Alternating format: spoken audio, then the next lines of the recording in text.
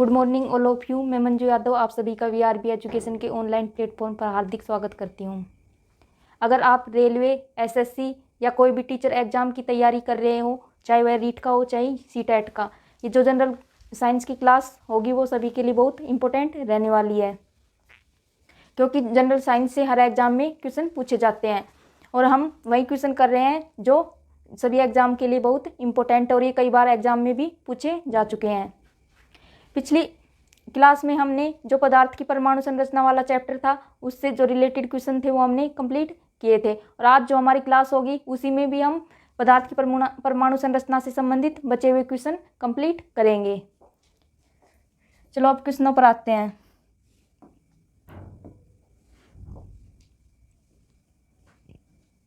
First question है हमारा, किसी परमाणु के कक्ष में समायोजित किए जा सकने वाले इलेक्ट्रॉनों की अधिकतम संख्या को किस सूत्र द्वारा दर्शाया जाता है। क्या कह रहा है क्वेश्चन कि कोई भी परमाणु के कक्ष में अधिकतम जो इलेक्ट्रॉन भरे जाते हैं उनको किस फॉर्मूले द्वारा दर्शाया जाता है। तो पहला ऑप्शन हमारा 2n, दूसरा ऑप्शन हमारा 2n माइनस 2 इसकी पावर है, तीसरा ऑप्शन है 2n की पावर 3 और फोर्थ ऑप्शन है हमारा 2n स्क्वायर। तो इलेक्ट्रॉनों की अधिकतम संख्या को किस सूत्र से दर्शाया जाता है, 2n स्क्वायर से। तो हमारा राइट आंसर होगा 2n स्क्वायर। जो इलेक्ट्रॉन भरे जाते हैं वो 4 कोष में भरे जाते हैं। पहला कोष होता है k, दूसरा होता है l, तीसरा कोष होता है m और चौथा होता है n। कोष या कक्षा कितनी होती है, 4। पहली होती है k, दूसरी होती है l, तीसरी होती है m और चौथी कक्षा होती है n। जो एक कक्षा होती है ये क्या होती है, ऑर्बिट। ऑर्बिट यानी कि कक्षा, 4 कक्षाएं होती है k, l, m और n। ये किस में डिवाइड होती है, ये उपकोष में, सब सेल में। जो कक्षाएं होती हैं वो सब सेल में डिवाइड होती है और जो उपकोष होते हुए भी 4 होते हैं। एक पहला होता है s, दूसरा होता है p और तीसरा होता है d और चौथा उपकोष होता है f। और जो उपकोष होते हैं वो भी कक्षक में डिवाइड होते हैं, ऑर्बिटल में। ये भी किस में बटे होते हैं, कक्षक में यानी ऑर्बिटल में डिवाइड होते हैं। s में होते हैं 1 कक्षक, p में होता है 3, d में 5 ऑर्बिटल होती हैं और f में 7 ऑर्बिटल होती हैं। और एक ऑर्बिटल में 2 इलेक्ट्रॉन भरे जाते हैं। एक ऑर्बिटल में कितने इलेक्ट्रॉन भरते हैं, 2 इलेक्ट्रॉन। s में कितने इलेक्ट्रॉन s में कितनी ऑर्बिट होती है, 1, तो इसमें कितने इलेक्ट्रॉन भरे जाएंगे, 2 इलेक्ट्रॉन। p में 3 ऑर्बिटल होते हैं तो एक ऑर्बिटल में 2 इलेक्ट्रॉन भरे जाते हैं तो p में 6 इलेक्ट्रॉन भरे जाएंगे। और d में 5 ऑर्बिटल होती हैं तो इसमें 10 इलेक्ट्रॉन भरे जाएंगे। और f में 7 ऑर्बिटल होती हैं तो इसमें 14 इलेक्ट्रॉन भरे जाएंगे। यानी कि एक ऑर्बिटल में 2 इलेक्ट्रॉन भरे जाते हैं और उसको किस सूत्र द्वारा भरते हैं, k, l, m, n, ये 4 ऑर्बिट होती हैं। इनमें अधिकतम कितने इलेक्ट्रॉन भरे जा सकते हैं, k, l, m, n। इनमें इलेक्ट्रॉन किस फॉर्मूले द्वारा भरे जाते हैं, 2n स्क्वायर द्वारा। ये फॉर्मूला होता है इसका इलेक्ट्रॉन भरने का। k के लिए होता है n का मान 1, l के लिए होता है n का मान 2 और m के लिए होता है n का मान 3 और n ऑर्बिट के लिए n का मान होता है 4। तो इस 2n k में इलेक्ट्रॉन भरने के लिए 2n स्क्वायर का यूज करेंगे। k के लिए n का मान कितना है, 1, तो k में कितने इलेक्ट्रॉन भरे जाते हैं, 2। और l के लिए 2n स्क्वायर फॉर्मूला का यूज करेंगे तो l ऑर्बिट के लिए n की वैल्यू हमारी कितनी है, 2 है। तो यहाँ पर 8 इलेक्ट्रॉन भरे जाएंगे l में। k में 2 इलेक्ट्रॉन, l में 8 इलेक्ट्रॉन और m के लिए n की वैल्यू कितनी है, 3 है। तो 2n स्क्वायर करेंगे तो 2 × 9, तो m में कितने इलेक्ट्रॉन भरे जाएंगे, 18 इलेक्ट्रॉन भरे जाते हैं। और n के लिए जो n की वैल्यू होती है वो 4 होती है, 2 × 16। तो यहाँ पर n ऑर्बिट में 32 इलेक्ट्रॉन भरे जाएंगे। और इलेक्ट्रॉन भरने के लिए किस फॉर्मूले का यूज करते हैं, 2n स्क्वायर। तो हमारा राइट आंसर होगा डी। k में तो अधिकतम 2 इलेक्ट्रॉन भरे जाते हैं, l में 8 इलेक्ट्रॉन, m में 18 इलेक्ट्रॉन और n में 32 इलेक्ट्रॉन भरे जाते हैं। नेक्स्ट क्वेश्चन है हमारा, m कक्ष में समायोजित किया जा सकने वाले इलेक्ट्रॉनों की अधिकतम संख्या कितनी होती है, यानी कि जो m ऑर्बिट होती है उसमें अधिकतम कितने इलेक्ट्रॉन भरे जा सकते हैं, ये हमने अभी पढ़ा था। पहला ऑप्शन है 18, दूसरा है 8, तीसरा है 2 और चौथा ऑप्शन है 32। तो k में तो कितने इलेक्ट्रॉन भरे जाते हैं, 2 इलेक्ट्रॉन, l में अधिकतम 8 इलेक्ट्रॉन, m में 18 इलेक्ट्रॉन और n ऑर्बिट में 32 इलेक्ट्रॉन अधिकतम भरे जाते हैं। तो पूछ किसकी रहा है, m ऑर्बिट की। तो हमारा राइट आंसर होगा ए, 18 इलेक्ट्रॉन भरे जाते हैं। नेक्स्ट क्वेश्चन है हमारा, किसी तत्व का इलेक्ट्रॉनिक विन्यास 2, 8, 5 है, उस तत्व का नाम क्या है। कोई भी एलिमेंट है उसका जो इलेक्ट्रॉनिक कॉन्फ़िगरेशन है, इलेक्ट्रॉनिक कॉन्फ़िगरेशन कितनी है, 2, 8, 5। हमें उस एलिमेंट का नाम बताना है कि उस एलिमेंट का नाम क्या है। तो हम इन तीनों को ऐड करेंगे तो 2 + 8 + 5 कितना हो रहा है हमारा, टोटल ऐड 15 हो रहा है। ये 15 क्या है, उस एलिमेंट की एटॉमिक नंबर है, परमाणु संख्या। और 15 किस एलिमेंट का एटॉमिक नंबर होता है, वो होता है फॉस्फोरस का। तो हमारा राइट आंसर होगा ए। फॉस्फोरस का एटॉमिक नंबर कितना होता है, उसका एटॉमिक नंबर होता है 15। तो फॉस्फोरस का एटॉमिक नंबर होता है 15। और इसका इलेक्ट्रॉनिक कॉन्फ़िगरेशन हम किस प्रकार लिखते हैं, 1s2, 2s2, 2p6, 3s2 और 3p3। यहाँ पर हम इनको ऐड करेंगे तो 2 + 2 4, 4 + 6 10, 10 + 2 12 और 12 + 3 15 आ रहा है हमारा, ये ऐड भी। ये तो हमारा क्या हो गया, s ऑर्बिटल। और s + p दोनों उपकोष मिलकर किसका निर्माण करते हैं, सॉरी ये तो हमारा क्या हो गया, k ऑर्बिट। और s + p l का निर्माण करते हैं। और बाकी का अगर यहाँ पर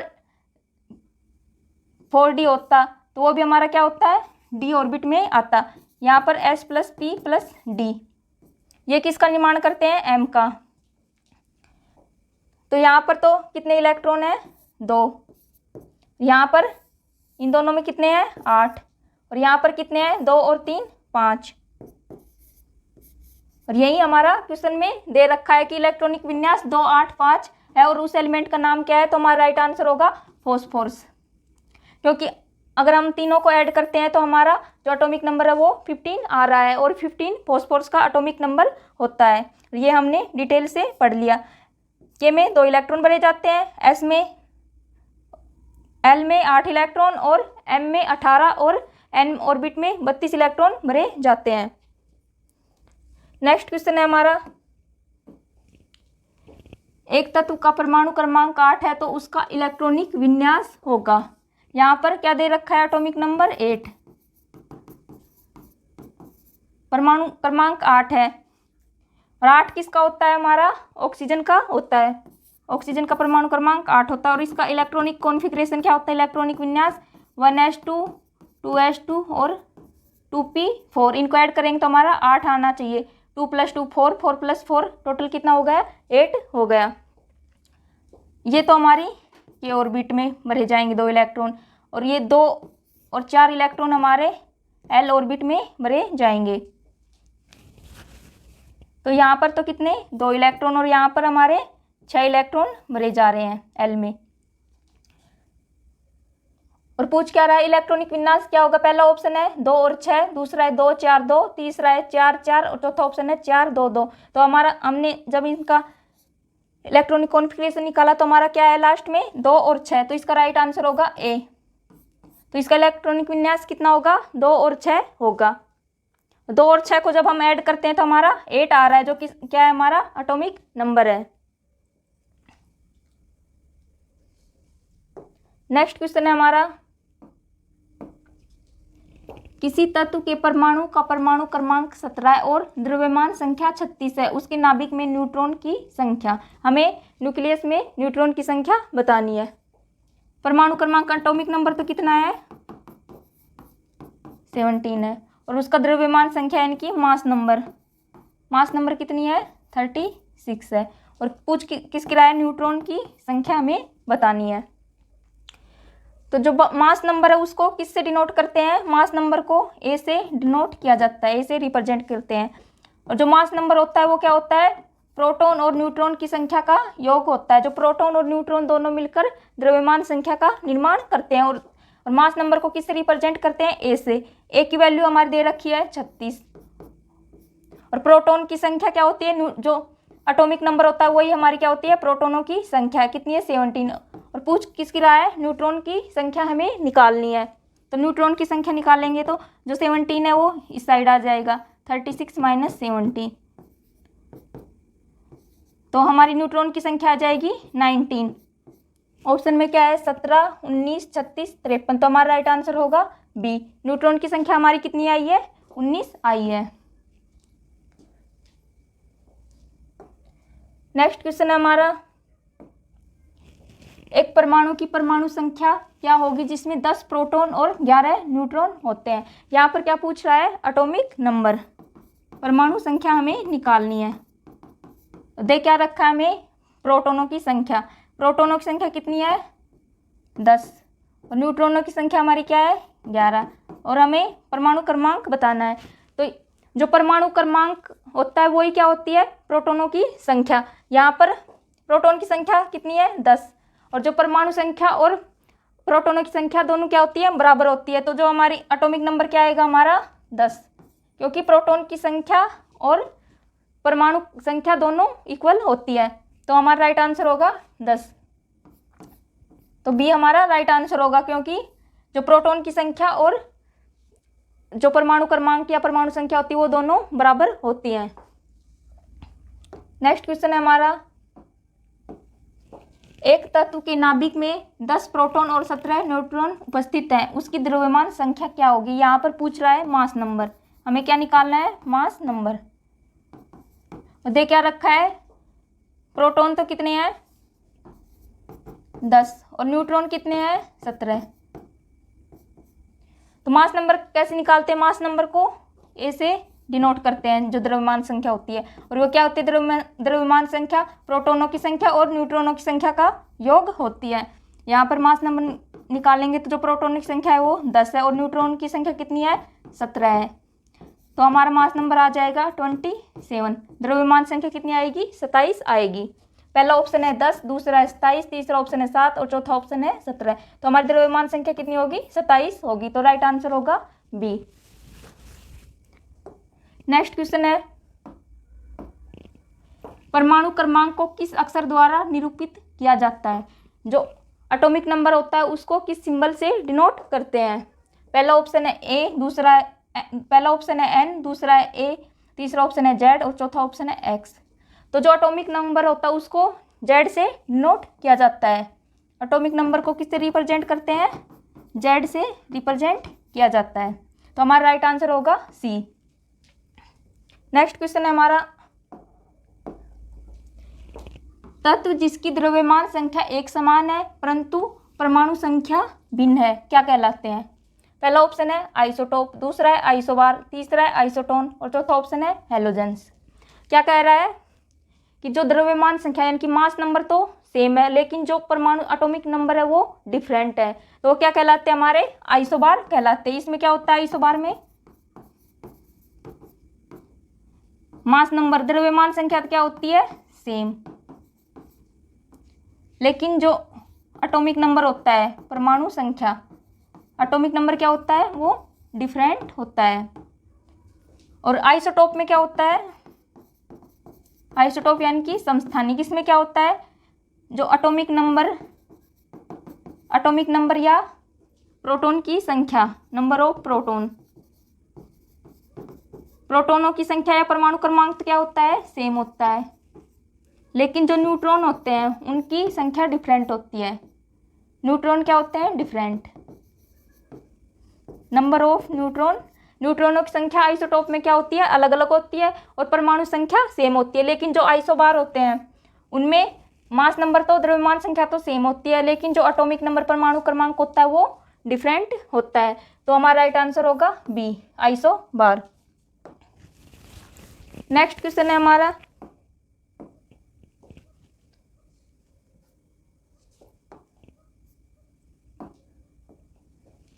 एक हाइड्रोजन परमाणु का द्रव्यमान एक इलेक्ट्रॉन के द्रव्यमान का कितना गुना होता है? जो हाइड्रोजन एटम होता है उसका द्रव्यमान जो एक इलेक्ट्रॉन होता है उसके द्रव्यमान का कितना गुना होता है? पहला ऑप्शन है हमारा 1000, दूसरा है 8000, तीसरा ऑप्शन है 1837 और चौथा ऑप्शन है 5000। तो हमारा राइट आंसर होगा सी 1837। एक हाइड्रोजन परमाणु का द्रव्यमान एक इलेक्ट्रॉन के द्रव्यमान का 1837 गुना होता है। या ऐसे भी पूछ सकते हैं इस क्वेश्चन को कि एक इलेक्ट्रॉन का द्रव्यमान एक हाइड्रोजन के द्रव्यमान का कौन सा भाग होता है? एक इलेक्ट्रॉन का द्रव्यमान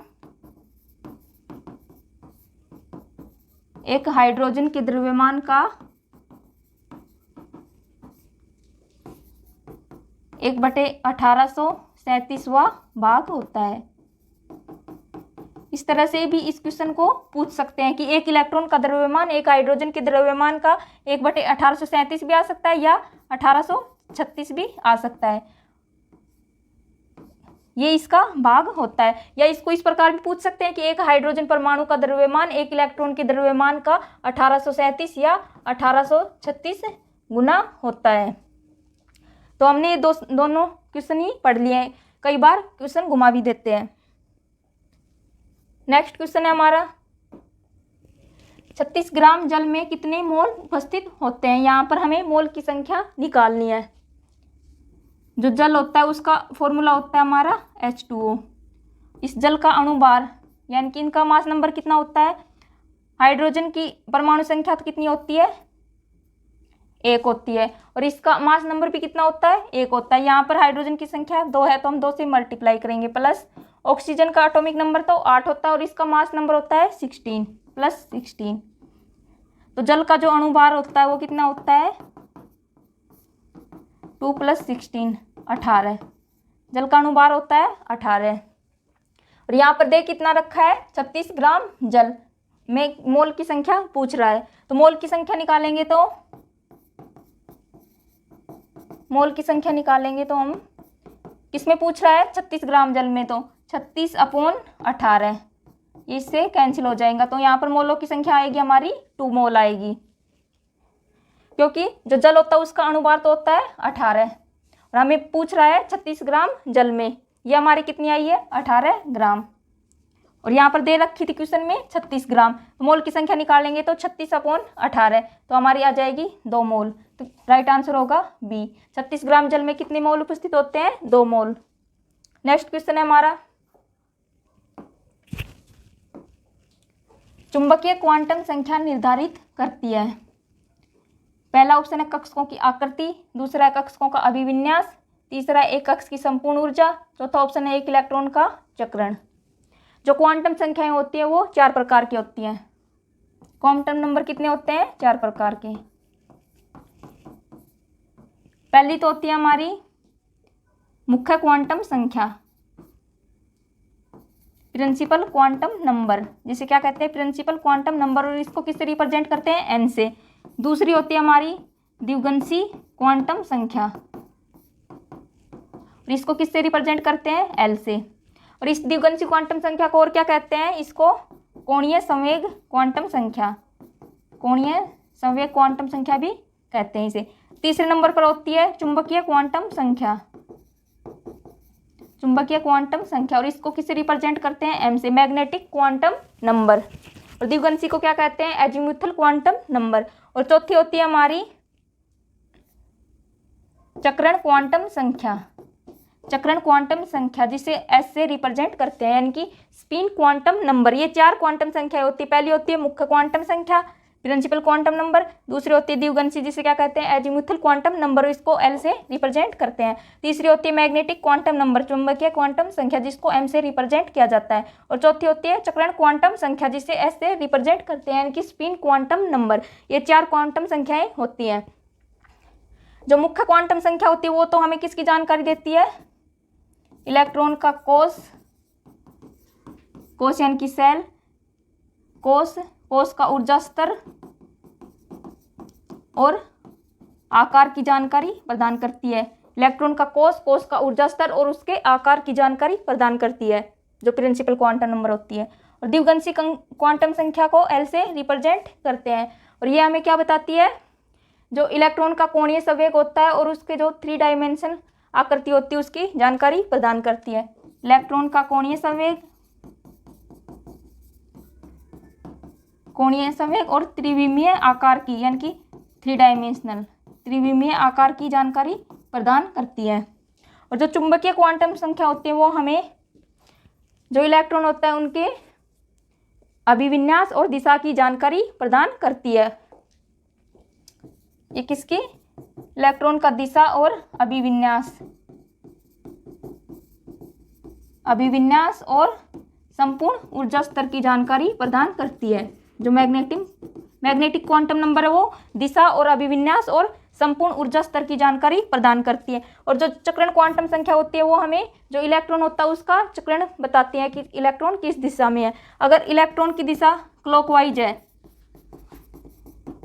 है तो जो एस का मान क्या आएगा? पॉजिटिव 1/2। अगर इलेक्ट्रॉन क्या है? एंटी क्लॉकवाइज है तो एस का मान क्या आएगा? नेगेटिव -1/2 इसका मान आता है एस का। तो ये जो चक्रण क्वांटम संख्या है वो हमें इलेक्ट्रॉन के चक्रण की जानकारी प्रदान करती है।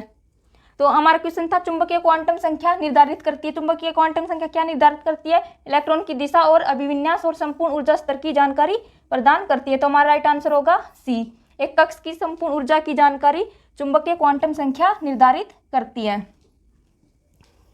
तो हमने एक क्वेश्चन के साथ कई क्वेश्चन कंप्लीट कर लिए। नेक्स्ट क्वेश्चन है हमारा 128 ग्राम SO2। यहाँ पर क्या है हमारा? ये SO2 सल्फर डाइऑक्साइड में मोल की संख्या बतानी है। जो SO2 होता है उसका अणुभार निकालेंगे हम। जो सल्फर होता है उसका परमाणु संख्या तो होती है 16 और इसका मास नंबर होता है 32। तो 32 प्लस और ऑक्सीजन का मास नंबर होता है 16। यहाँ पर ऑक्सीजन के 2 अणु हैं तो 2 × 16 करेंगे। 32 प्लस 32 हमारा कितना आएगा? टोटल 64। ये क्या है हमारा? अणुभार। किसका है? SO2 का अणुभार 64 ग्राम आ गया हमारा। और दे कितना रखा है यहाँ पर? 128 ग्राम SO2 में मोल की संख्या निकालनी है। तो मोल की संख्या निकालेंगे तो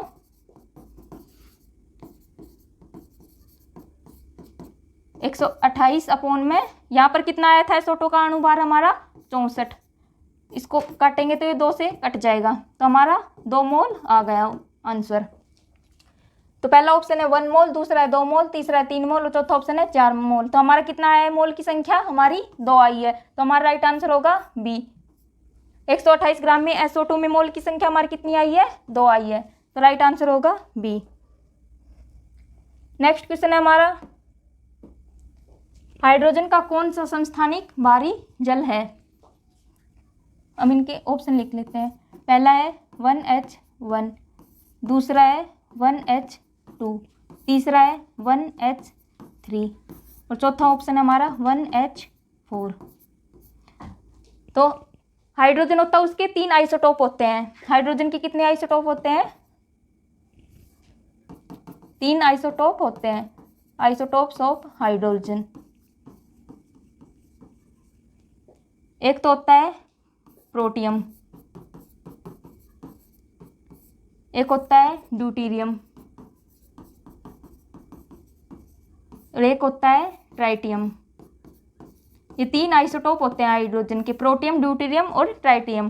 प्रोटियम को तो रिप्रेजेंट करते हैं 1H1 से, ड्यूटेरियम को 1H2 से और ट्राइटियम को 1H3 से रिप्रेजेंट किया जाता है। आइसोटोप क्या होते हैं? जिनमें प्रोटॉनों की संख्या यानी एटॉमिक नंबर तो सभी में सेम होता है लेकिन न्यूट्रॉनों की संख्या डिफरेंट होती है। ये हमने पिछली क्लास की थी उसमें कंप्लीट किया था। तो यहाँ पर हाइड्रोजन का समस्थानिक भारी जल है। भारी जल क्या होता है? ड्यूटेरियम को भारी जल कहते हैं। तो हमारा राइट आंसर होगा बी 1H2। हाइड्रोजन का जो ड्यूटेरियम आइसोटोप होता है वो एक भारी जल होता है। नेक्स्ट क्वेश्चन है हमारा 52 ग्राम हीलियम में मोलों की संख्या। यहाँ पर हीलियम में मोल की संख्या पूछ रहा है। जो हीलियम होता है उसको किससे रिप्रेजेंट करते हैं? He से। इसका एटॉमिक नंबर तो 2 होता है और मास नंबर कितना होता है? 4 होता है। तो हीलियम का अणुभार कितना हो गया? हीलियम का अणुभार हमारा कितना हो गया? 4। क्योंकि इसका मास नंबर 4 होता है। और देख कितना रखा है यहाँ पर, 52 ग्राम हीलियम में मोलों की संख्या। 52 ग्राम हीलियम में हमें क्या बतानी है, मोल की संख्या। ये तो हमारा आ गया, हीलियम का अणुभार कितना होता है 4 ग्राम। और देख कितना रखा है यहाँ पर 52 ग्राम। 52 को 4 से अगर डिवाइड करेंगे तो हमारा आएगा 13। तो यहाँ पर मोल की संख्या हमारी कितनी आएगी 13। तो राइट आंसर होगा बी। परमाणु त्रिज्या को सामान्यतः किस इकाई में मापा जाता है? जो रेडियस ऑफ एटम होती है उसकी इकाई यानी कि यूनिट क्या होती है? पहला ऑप्शन है फर्मी, दूसरा मिलीमीटर, तीसरा एंगस्ट्रम और चौथा ऑप्शन है माइक्रोमीटर। तो हमारा राइट आंसर होगा सी। जो परमाणु त्रिज्या होती है उसकी यूनिट होती है एंगस्ट्रोम, रेडियस ऑफ एटम। उसकी इकाई क्या होती है एंगस्ट्रम। और 1 एंगस्ट्रम किसके बराबर होता है 10⁻⁻10 मीटर। ये हमारी क्या होती है रेडियस ऑफ एटम होती है। और जो फर्मीमीटर होता है वो किसकी यूनिट होती है, वो हमारी होती है नाभिक की त्रिज्या, रेडियस ऑफ न्यूक्लियस। जो नाभिक की त्रिज्या होती है उसकी यूनिट क्या होती है फर्मीमीटर। और 1 फर्मीमीटर किसके इक्वल होता है 10⁻⁻15 मीटर के इक्वल होता है। तो फर्मीमीटर तो किसकी यूनिट है न्यूक्लियस की। और एटम जो परमाणु होता है उसकी त्रिज्या की इकाई क्या है एंगस्ट्रोम। तो हमारा राइट आंसर होगा सी। नेक्स्ट क्वेश्चन है हमारा, इलेक्ट्रॉन भरने के नियम हैं। पहला ऑप्शन है N+L का नियम, दूसरा है पाउली का अपवर्जन नियम, तीसरा है हुंड का अधिकतम बहुलता का नियम और चौथा ऑप्शन है उपरोक्त सभी। तो ये तीनों ही नियम इलेक्ट्रॉन भरने के नियम है। तो हमारा राइट आंसर होगा डी। N+L का नियम तो किसने दिया था अफबाउ ने। इसे क्या कहते हैं अफबाउ का नियम भी कहते हैं।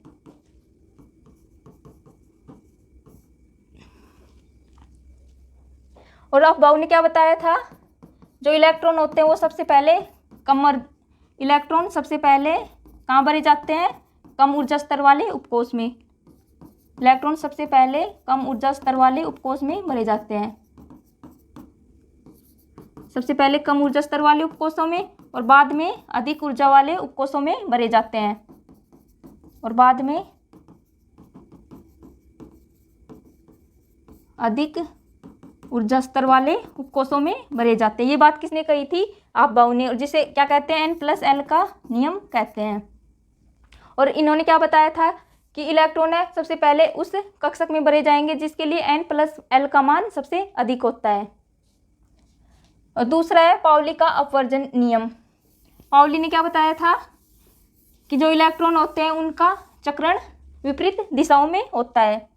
क्या बताया था, जो एस में क्या होता है 2 इलेक्ट्रॉन भरे जाते हैं तो उनका चक्रण क्या होता है विपरीत दिशाओं में होता है। इनका जो चक्रण है वो हमें एक दिशा में नहीं हो सकता, ये हमारा गलत पैटर्न है इलेक्ट्रॉन भरने का। और सही कौन सा है हमारा ये पैटर्न है, क्योंकि जो इलेक्ट्रॉन होते हैं वो विपरीत दिशाओं में भरे जाते हैं, एक ऊपर की तरफ और एक हमारा नीचे की तरफ। ये बात किसने कही थी पाउली ने। तीसरा है हुंड के अधिकतम बहुलता का नियम। हुंड ने क्या बताया था कि जो इलेक्ट्रॉन होते हैं वो सबसे पहले एक एक ऑर्बिटल में भरे जाते हैं और उसके बाद दूसरा इलेक्ट्रॉन भरा जाता है। यानी कि क्या बताया था उन्होंने, इलेक्ट्रॉन इस तरह से भरे जाते हैं। एस में 2 इलेक्ट्रॉन, पी में कितनी ऑर्बिटल होती हैं 3, 1 2 और 3। यानी कि जो इलेक्ट्रॉन है वो इस तरह से भरे जाएंगे एक एक करके और उसके बाद दूसरा इलेक्ट्रॉन भरा जाएगा। ये बात किसने कही थी हुंड ने। यानी कि इलेक्ट्रॉनों को हम इस तरह से नहीं भर सकते, इस तरह से हम इलेक्ट्रॉन को नहीं भर सकते, एक इलेक्ट्रॉन एक ऑर्बिट में 2 इलेक्ट्रॉन, क्योंकि सबसे पहले क्या भरा जाता है एक एक इलेक्ट्रॉन। सबसे पहले एक एक इलेक्ट्रॉन भरेंगे और उसके बाद दूसरा इलेक्ट्रॉन भरेंगे। तो ये बात किसने कही थी हुंड ने कि सबसे पहले ऑर्बिटल में एक एक इलेक्ट्रॉन भरे जाते हैं और उसके बाद दूसरा इलेक्ट्रॉन भरा जाता है। नेक्स्ट क्वेश्चन है हमारा, गैस के 1 मोल का सामान्य ताप एवं दाब पर आयतन कितना होगा। जो गैस होते हैं उनका एनटीपी पर वॉल्यूम पूछ रहा है। एनटीपी यानी कि normal temperature and pressure, normal temperature and pressure, सामान्य ताप एवं दाब। और जो वॉल्यूम होता है वो कितना होता है गैसों का, तो हमारा राइट आंसर होगा ए 22.4 लीटर। एनटीपी पर वॉल्यूम कितना होता है 22.4 लीटर। जो गैसें होती है उनका वॉल्यूम कितना होता है, 22.4 लीटर होता है। तो हमारा राइट आंसर होगा ए। नेक्स्ट क्वेश्चन है हमारा CO2 के जो कार्बन डाइऑक्साइड होती है कि NTP पर 5.6 लीटर का वेट हमें बताना है। तो जो CO2 होती है उसका अणुभार कितना होता है, CO2 का अणुभार होता है, कार्बन का तो मास नंबर कितना होता है हमारा 12 और ऑक्सीजन का मास नंबर होता है 16। 12 + 32 हमारा कितना आ गया 44 ग्राम। तो CO2 का अणुभार होता है 44 ग्राम और NTP पर 1 मोल किसके बराबर होता है 22.4 लीटर के बराबर होता है 1 मोल की वैल्यू। और पूछ किस का रहा है 5.6 लीटर का वेट। 22.4 लीटर किसके बराबर होता है 1 मोल के इक्वल होता है और 1 लीटर किसके बराबर होता है 1/22.4 मोल हो गया। यहाँ पर हमने 1 लीटर की वैल्यू निकाल ली है और देख कितना रखा है हमारा यहाँ पे 5.6 लीटर। तो 5.6 लीटर की वैल्यू निकालेंगे तो 5.6 अपॉन का 22.4 मोल, तो ये हमारा आ जाएगा 1/4 मोल आ जाएगा 1/4 मोल। और जो CO2 का अणुभार कितना है हमारा 44 ग्राम। तो हम इसको आगे सोल्व करेंगे तो 44 अपॉन का 4 ये 11 से कैंसिल हो जाएगा। तो CO2 का 5.6 लीटर पर जो वेट है वो हमारा होगा 11 ग्राम। तो हमारा राइट आंसर होगा बी। कितना होता है 11 ग्राम होता है क्योंकि CO2 का अणुभार तो कितना होता है 44 ग्राम और 1 मोल की वैल्यू गैसों में क्या होती है 22.4 लीटर होती है। यहाँ पर हमने 1 लीटर की वैल्यू निकाल ली, कितनी आई 1/22.4 मोल। और देख कितना रखा है हमने यहाँ पर क्वेश्चन में 5.6 लीटर दिया हुआ है तो हम इसकी वैल्यू निकालेंगे तो क्या आएगा हमारा 1/4 मोल आएगा। और CO2 का अणुभार कितना होता है 44 अपॉन 4 करेंगे तो हमारा 11 ग्राम आ जाएगा। नेक्स्ट क्वेश्चन है हमारा CO2 के 22 ग्राम में अणु बताओ। CO2 के 22 ग्राम में हमें अणुओं की संख्या बतानी है मोलिक्यूल की। जो CO2 होता है उसका अणुभार कितना होता है 44 ग्राम, ये हमने अभी पिछले क्वेश्चन में निकाला था 44 ग्राम होता है। और यहाँ पर देख कितना रखा है 22 ग्राम। ये 44 ग्राम किसके बराबर होता है 1 मोल के और 1 मोल किसके बराबर होता है एवोगाड्रो संख्या यानी कि एवोगाड्रो नंबर के बराबर होता है। एवोगाड्रो नंबर, जो एवोगाड्रो संख्या कितनी होती है 6 × 10⁻23 होती है। जो एवोगाड्रो नंबर होता है वो 6 × 10⁻23 होता है। तो ये 1 मोल की वैल्यू हमारी ये होगी। और यहाँ पर देख कितना रखा है 1 मोल 44 ग्राम। और क्वेश्चन में दिया है क्या पूछ रहा है CO2 के 22 ग्राम में अणु बताने हैं। तो 22 ग्राम 44 ग्राम का कितना होगा 1/2 मोल, क्योंकि जो 22 ग्राम है वो 44 ग्राम का कितना है हाफ है। तो यहाँ पर क्या जाएगा हमारा, यहाँ पर कितना था 1 मोल बराबर 44 ग्राम और यहाँ पर 22 ग्राम बराबर हाफ मोल आ जाएगा। और हमें इस 22 ग्राम में क्या बताने हैं अणु बताने हैं। तो 1 मोल कितना होता है 6 गुणा में 10 की ताकत 23 अपॉन 2 इससे कैंसिल हो जाएगा। तो इसमें हमारे मोलिक्यूल आएंगे 3 × 10⁻23 अणु आ गए हमारे मोलिक्यूल। हमारा क्वेश्चन था CO2 के 22 ग्राम में मोलिक्यूल बताने हैं। CO2 का अणुभार कितना होता है 44 ग्राम और ये किसके बराबर होता है 1 मोल के बराबर होता है। और 1 मोल किसके बराबर होता है एवोगाड्रो नंबर के यानी कि एवोगाड्रो संख्या के, और ये एवोगाड्रो संख्या है। और 22 ग्राम 44 ग्राम का कितना है 1/2 मोल यानी कि हाफ मोल है उसका, और हमें इस हाफ मोल में ही अणु बताने हैं। तो 1 मोल की वैल्यू होती है 6 × 10⁻23 अपॉन 2 करेंगे तो एक कट पिट के हमारा आएगा 3 × 10⁻23।